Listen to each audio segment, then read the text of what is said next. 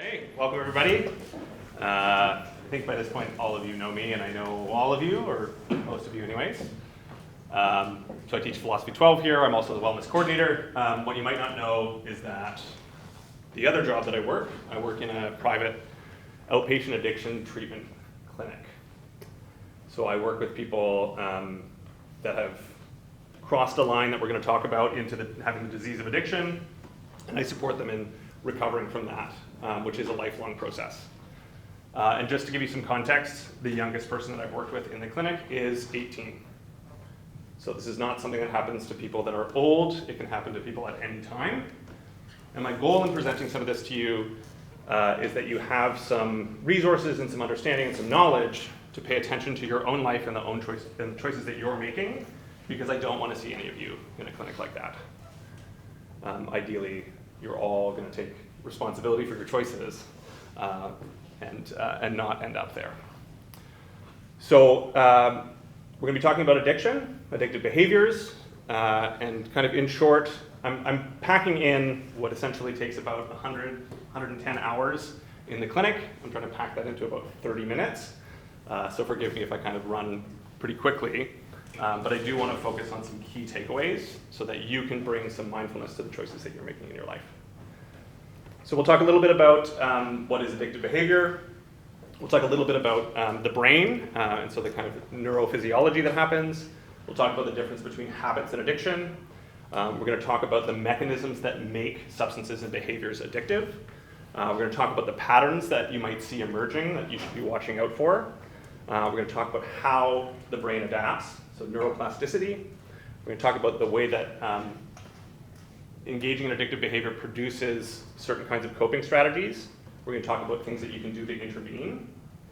And then we're going to kind of, I'll give you a bit of a breakdown on some things to look for in your own behavior to see if maybe it's problematic.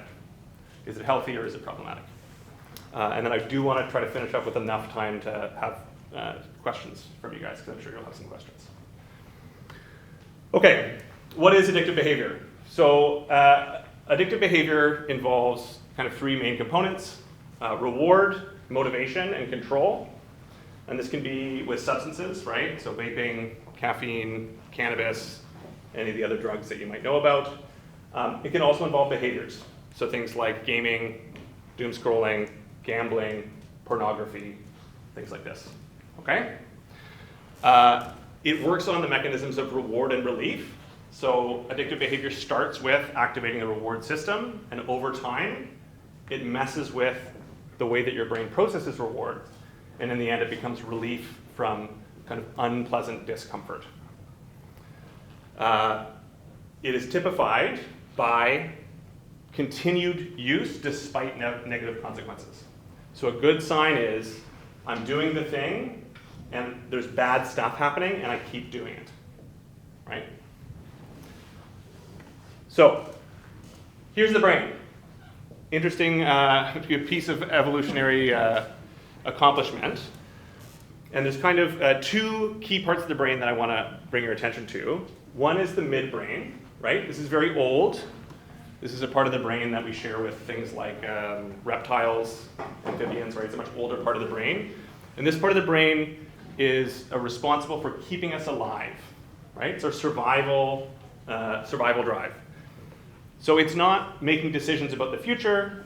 It's not weighing consequences. It's not concerned with your identity or your values.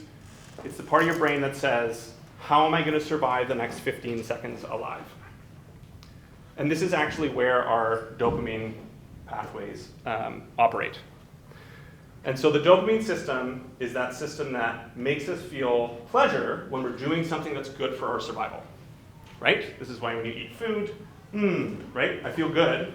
I feel pleasurable experience, therefore I want to go eat food again, because food is good for my survival. Makes us feel good when we're engaged in all sorts of pro-survival behaviors. Now the prefrontal cortex, that part of your brain as teens that's in the midst of developing right now, is the part of the brain that helps us make long-term decisions. It's where we engage our rational thought. It's where we attach spiritual value to things. It's where we attach moral value to things. It's the part of the brain that's involved in making choices. And so the important thing to know here is that anything that's happening in the midbrain with that dopamine system is activating before you ever have a chance to make a choice, right? The information that's happening down there is happening before you're evaluating, having rational thought, making decisions, attaching meaning, seeing into the future. So, addiction intervenes with that dopamine system. So when you're engaging it and you're training it, you're no longer making choices at a certain point. That part of the brain that makes the choices doesn't get to intervene. So it's before decision-making comes into play. It's happening at an earlier stage. And so we have the benefit of some pretty cool technologies these days. So this is a brain scan. It's called a SPECT scan, and it measures electrical activity in the brain. And now there's tons of, pop psychology stories about different substances. Some are bad, some are good. Gateway drugs, all this stuff, right? This is a brain scan of an 18-year-old, so same age as many of you, who uses cannabis about 4 times a week for about 3 years. So if you look on the left here, the healthy brain, all of that electrical activity, we're looking upwards from the bottom of the brain. Here's that decision-making, spiritual values, moral values, long-term consequences, rational part of the brain. See, there's literally no electrical activity there.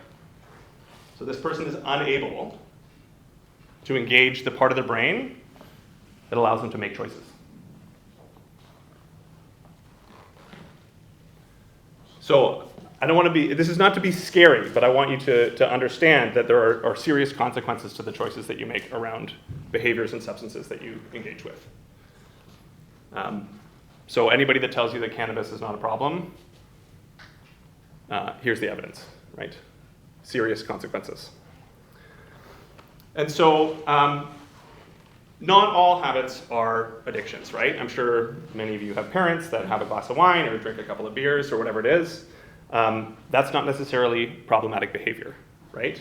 And so we can take, for example, something like gaming. How many people in here play video games? Yeah, was it Fortnite? Helldivers? What are these? Call of Duty, right? So somebody playing in a kind of healthy way, it's pro-social, right? You're on your headset, you're with your friends, you're playing a game, you have fun, you connect. You finish playing, you feel satisfied, you feel good. Nice time spent with my buddies, right? It was connecting, it was engaging, it was fun. Versus that same behavior, if I'm playing, I'm on the headset with my friends sign off, and then I play for the next 6 hours, right? And I finish playing and I feel shame, I feel uncomfortable. I'm like, oh God, why did I do that? I missed out on doing my homework tonight, right? Very different. Outside, the behavior might look fairly similar, but the internal experience between those two is different. Or, I want to play Call of Duty with my friends. Okay, so I'll do my homework first because I know I have to do that. Versus, I got to do my homework. Oh, I just got to get on the game now because the pressure of doing my homework feels like too much. And so I'm going to escape that feeling by playing video games. Phone use. How many people in here have a smartphone? Right. Everybody? Yeah. Okay.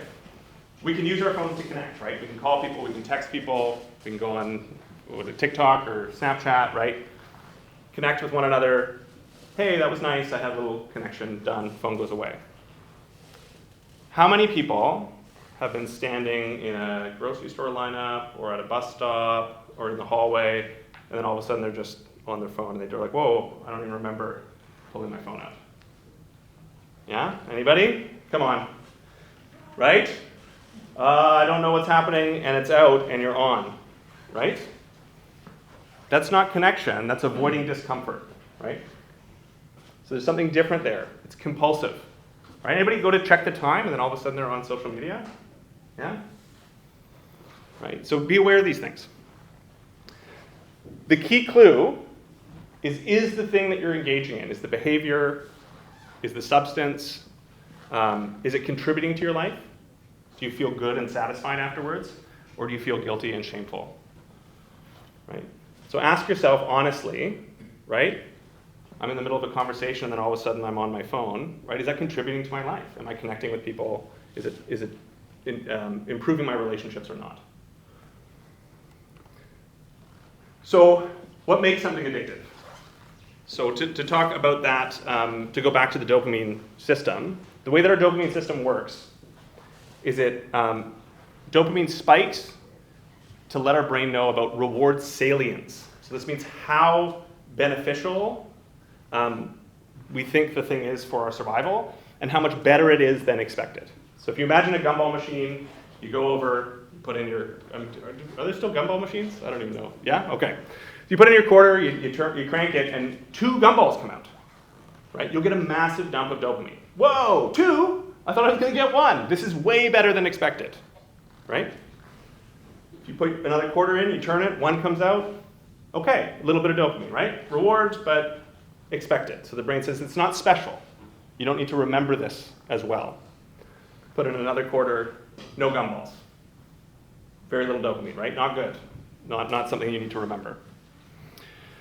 And so the mechanisms that trigger that dump of dopamine, better than expected rewards, are things like instantaneous gratification, right? Bing, bing, bing, bing, bing, right? Likes on your social media account, right? Buzzes, a high, right? Physical sensation of being high, right? This is a reward. Unpredictable outcomes, right? Gambling functions on this, right? I play. Ooh, I won, right? Big dump of dopamine. Anybody play video games with loot boxes? Yeah, loot boxes? That is gambling. That is the exact mechanism that's being triggered, right? Streaks, anybody Duolingo in here? Yeah, anybody like, I can't break my streak, right? This is working on the same mechanism. Social reinforcement, right? I'm around people that are doing it. I'm afraid that I'll be judged if I don't do it. The algorithm that feeds you the kinds of things that reinforce social expectations, right? Sensory cues, right? Flashing lights, sounds, Candy Crush, right? Ah, I got the thing. Bing, bing, bing. And so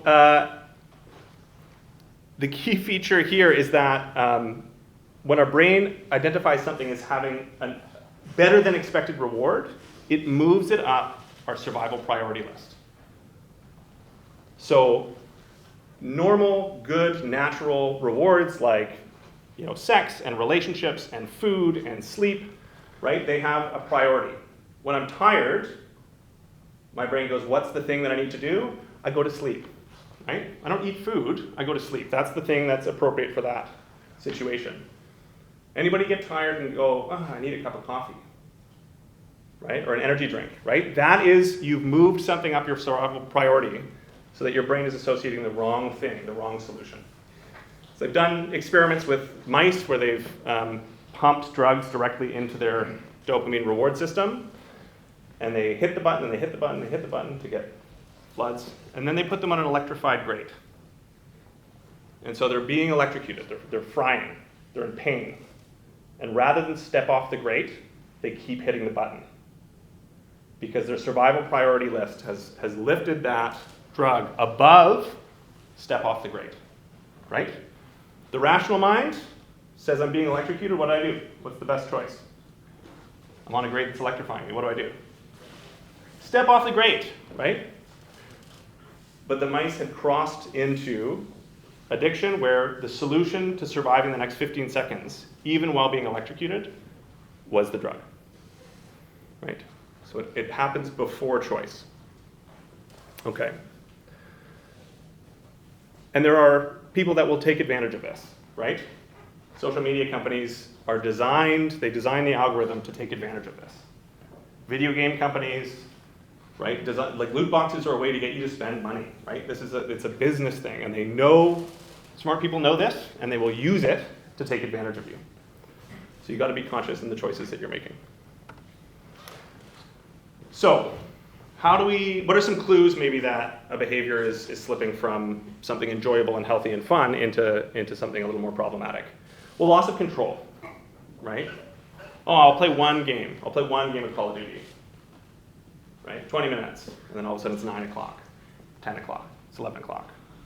Right? Oh, I'm going to stay off social media for a couple of days. And then that afternoon, you're on.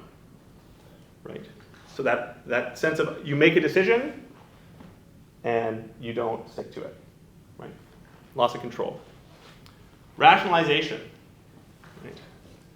Oh, I'm just playing Call of Duty because one of my teachers was unfair with their assignment, and so screw that, I'm going to go play. Right? I'm rationalizing why I'm making those choices. Deception. Right? Parents go, hey, were you up at midnight playing video games? No, of course not. Right? When you start lying to people about your behavior, right? How many of you have been on your phone at school and somebody says, hey, away for the day, and you go, I was just checking the time. Really? Yeah? Right? Or you're on a site on your computer that you're maybe not supposed to be on, or you know you're not supposed to be on it, and so you hide it, right? Somebody walks in the room, close it down. Right? I wasn't doing that. So deception. Hiding in secrecy. Shame, right? Am I feeling bad about myself after doing the thing? Right? And do we all know the difference between shame and guilt? I feel guilty about things that I've done. I feel shameful about who I am. Right? They're different. So shame, I'm a bad person, right? I'm bad. There's something wrong with me. So both of those can be present. And then neglecting priorities, right? Are you doing things out with your friends on the weekend, ignoring certain important obligations that you have? Are you missing out on sports practice to go do that thing, whether it's video games or involves substances or something? Right. So what we see emerging in the early stages is something called ambivalence, right? And it's the foundation of addiction. I want to, I don't want to. I want to, I don't want to. And this is actually the conflict between those two parts of your brain, right? That part of your brain that makes decisions and places values on things says, I don't want to do this, right? I want to get into the school that I want to get into, or I want to build healthy relationships.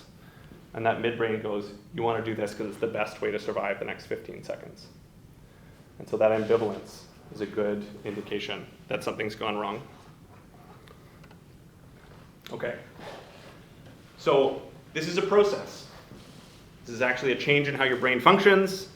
And it's accounted for, about 40 to 60% of it is accounted for by genetics. Right? So people have a genetic predisposition. There's groups called genetic high responders and genetic low responders. And genetic low responders are actually at higher risk. So people that it takes more substances to give them the buzz, people who don't get the satisfied feeling, they require more gambling, more gaming, because they have to use more to get the feeling, and so over time that increases their likelihood of developing these changes in the brain. So all these activities and substances play on our dopamine system. And what happens is when we're flooded with dopamine, our brain responds by releasing something called CRF, and it's the brain's stress hormone. And so it pushes back down on the dopamine. And what happens is as the addictive behavior increases, those dopamine spikes are happening all the time. And so CRF is being dumped into your system, and it's awful. It feels as bad as dopamine feels good. It's like anti-pleasure chemical. And eventually, your brain goes, I can't handle this up and down. And so like a fever, when you're sick, your brain goes, I'm going to raise my body temperature to get rid of the infection. Your body does something called allostasis, and it raises what's your hedonic threshold, or your hedonic set point. So it raises the bar for how much dopamine is necessary for you to feel pleasure in an experience. So it means the minimum amount of dopamine to feel good shoots way up. And so what ends up happening is that normal pleasurable experiences stop feeling pleasurable. Food stops feeling good, talking to your friends stops feeling good, hanging out with people stops feeling good, getting a good night's sleep stops feeling good. And it's typified by restlessness, irritability, discontent. And that feeling becomes unbearable. It's called ahedonia. Nothing feels pleasurable except for that substance or that behavior. And this is neuroplasticity, right? This is the brain responding to the repeated behaviors that we make. Right? The choices that you make every day impact how your brain's going to develop. Right? This is not a weakness of character or anything. This is just the way that the brain adapts to the choices that you're making. The problem, though, is that at a certain point, it can't be reversed. Right? So there's a point of no return where it goes from problematic behavior into the disease of addiction, and that's when that survival priority, the substance or the behavior, becomes the number one slot. And there's no going back. There's only management. So the disease of addiction can be put into remission, but it can't be cured. And so I've worked with people your age who have crossed that line. So I want you to be mindful about the choices that you're making and mindful about how those choices feel inside, right? Is there shame? Is there hiding? Is there secrecy? And talk to somebody about it, right? Before it's too late. And so some of the behaviors that emerge to protect the addictive behavior, right? Some of and these are things to look out for in yourself and in others, right? In your friends, are things like isolating, right? I don't want to deal with the consequences of my choices, right? My gaming's out of control, my screen use, pornography, substances, whatever it is. I don't want to deal with the consequences, so rather than stop using, I'm going to isolate, and then people won't know, right? I don't have to be accountable to blowing off my friends if I just stop hanging out with my friends altogether. So isolating, ruminating, thinking over and over and over about past mistakes, right? That kind of behavior of focusing on the past, usually about things you've done wrong, right? Involved in that shame cycle. Serious negative consequences, right? If I'm failing exams because I didn't study because I was engaged in whatever it is, right? Serious consequences, and then I go back. Again, deception, right? Lying to ourselves and to other people. The inability to sit with discomfort, right? Oh my God, I can't sit here for 30 seconds. I got to pull my phone out, or I've got to get on my computer, or I've got to whatever it is, right? So the inability to sit with discomfort. Self-blame, right? And usually in that kind of shameful language, right? I am bad, there's something wrong with me. You know, my friends seem to be able to do these things and somehow it's different for me. I'm not normal, right? So if you notice any of this kind of negative self-talk, it's a good indicator. And then something called terminal uniqueness. And this is the kind of end of the road, which is other people can handle life, I can't. There's something so wrong with me that there's no point in trying. So if any of you see any of these in yourself or others, speak up, please. And so what do we do if you have noticed some of these behaviors in yourself, some of these signs? So build awareness for yourself, right? Use those wellness app tracking stuff on your phone. How much time are you spending on social media? Right? I asked my students at Shawnigan a few years ago how much time they thought they spent on their phone, and they were like, oh, I don't know, an hour or two. And I said, okay, pull out your phones, let's do a check. And I had a girl in my class who had an average daily use over 7 days of 11 hours and 58 minutes. Half of her entire life, including the time that she was sleeping, she was on her phone. Right? You need to be able to see it, to know it. So bring attention to it. Create friction. Right?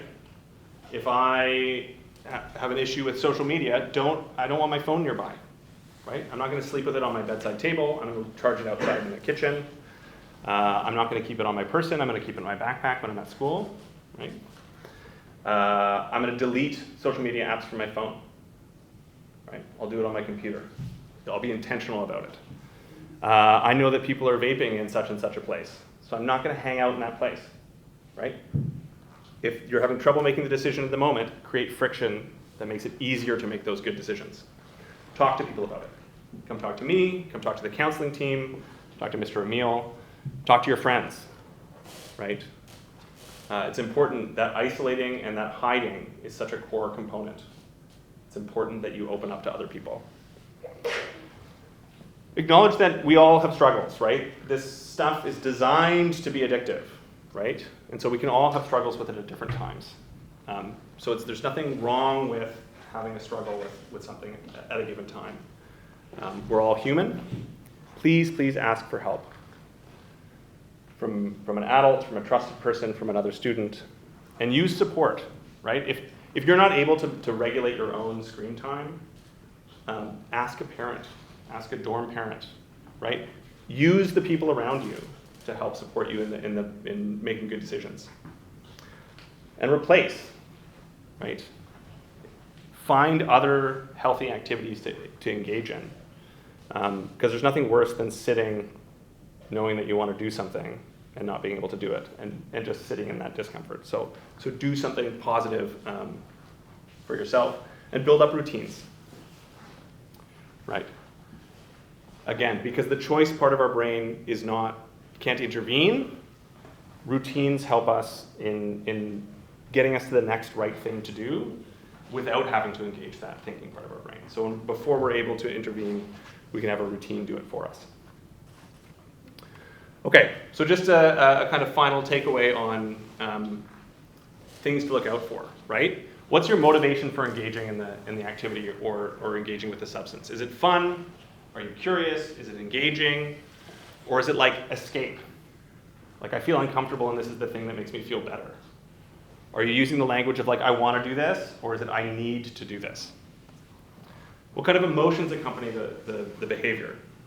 Is it joyful? Is it energetic? Do you feel energized? Or is it shame and guilt and anxiety? Or is it that kind of really intense amplification of pleasurable feelings? How are you dealing with control with the behavior? Can you stop easily, or does it feel impossible to stop? Is it enhancing your relationships, or is it interfering with them?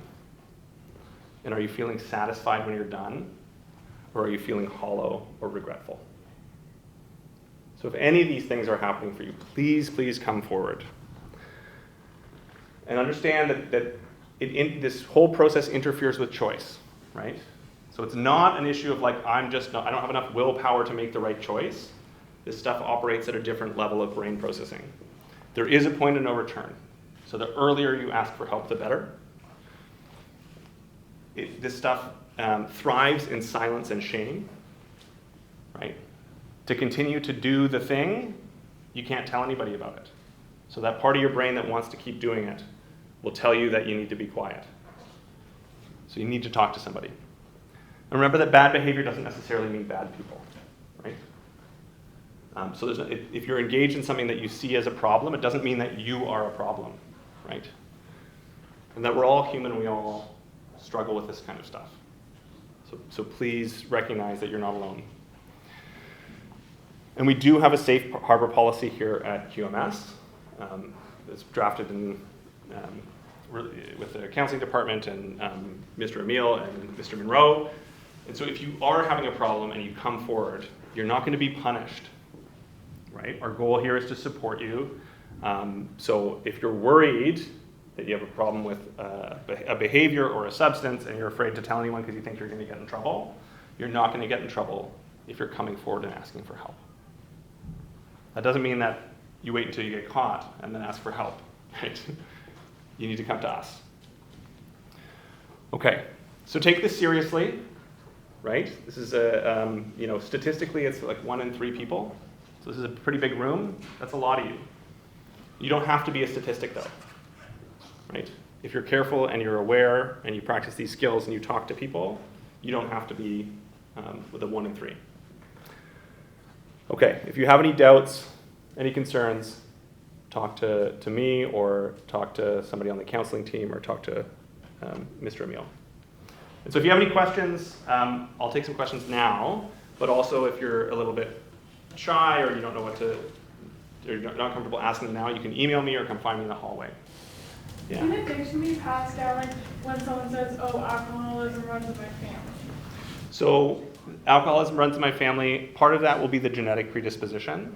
So people who have alcoholism in their family are more likely, more susceptible. But also the kinds of, there's some like kind of social things. We learn behavior from our parents, right? And so if we have alcoholic parents, it can be, we can turn to that as a solution when things get difficult for ourselves. But there's a genetic component and there's a social component. Is that helpful? Yeah. So that person who was addicted to weed, you said that they had no activity in the decision-making center of their brain. Yeah. Right? But if they don't have control over their own decisions, Yeah. they probably still do take some sort of decision, right? So what does that for them? So that's that midbrain. So have you ever had the experience of a really loud noise and all of a sudden you jerk or move and you're like, I didn't choose to do that. You move before your choice part of your brain activates. That's the thing that's making decisions. And to be clear, it's not as if that 18-year-old has no decision-making capacity. It's just that it's really, really impacted, right? The part of the brain that makes decisions has very limited activity. So it's not really running the show, right? So they might wake up and do kind of normal seeming things, but when it comes to making long-term decisions, they can't see beyond what's happening, right? The ability to make long-term decisions is impacted. Now, to be clear, that limited electrical activity is not permanent. That's not a permanent thing. So with support and intervention, activity can be returned to the prefrontal cortex. But that survival priority list is permanent, right? So that person will always have to deal with the reality that when things feel dangerous or high risk or high stress, the part of their brain that says how to survive the next 15 seconds, the first thing that's going to go to is the behavior or the substance.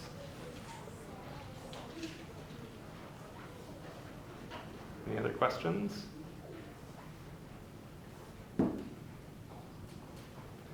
Some of you may have heard the term gateway drug. Yeah? This is something that they used to talk about when I was probably your age. At the time, it was cannabis. Any addictive behavior or substance primes your brain for every other one. So it's something called cross-addiction. So if you develop an addiction to social media, you're more likely, much more highly at risk for addiction to other substances and behaviors. So this is why this is so important, right?